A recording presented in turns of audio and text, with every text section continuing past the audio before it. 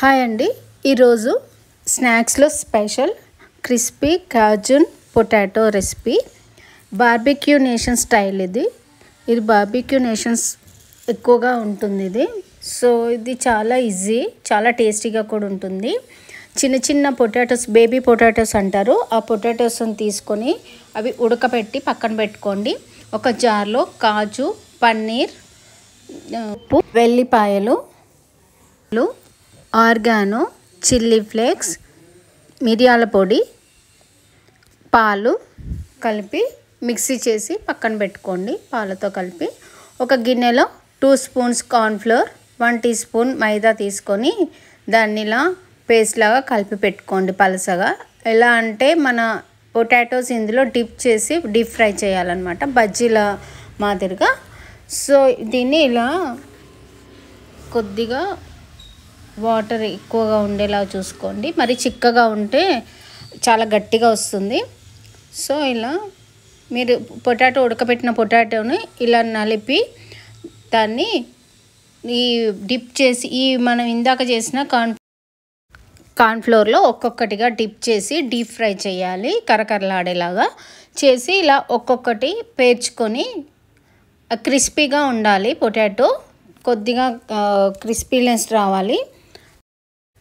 అలాగే మాడకుండా క్రిస్పీగా ఉండేలాగా చూసుకొని చిన్న సిమ్లో పెట్టుకొని, ఎక్కువ మంట పెట్టొద్దు, సిమ్లో పెట్టుకొని వీటిని కరకరలాడేలాగా ఫ్రై చేసి పక్కన పెట్టుకోవాలి.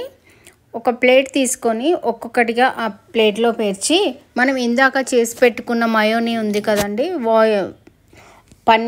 పన్నీర్ మయోనీ. సో దాన్ని ఒక్కొక్క వాటిపైన ఇలా స్పూన్తో నిండుగా వేయాలి. ఒక్కొక్కటిగా ఇలా వేస్తూ, ఇప్పుడు నేను చేసిన మయోనీ సరిగా ఈ 20 పొటాటోస్కి కరెక్ట్గా సరిపోయిందండి. సో మీకు అంత క్వాంటిటీ సరిపోతుంది. మీకు ఇంకా డీటెయిల్స్ కావాలంటే నేను డిస్క్రిప్షన్లో పెడతాను, చూసుకోండి.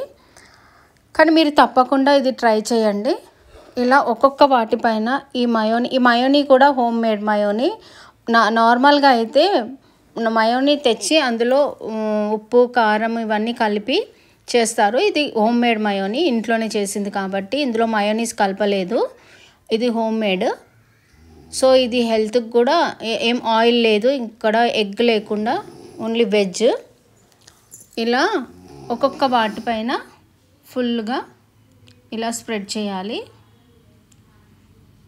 కానీ చాలా టేస్ట్ ఉంటుందండి ఇది, మీరు తప్పకుండా ట్రై చేయండి.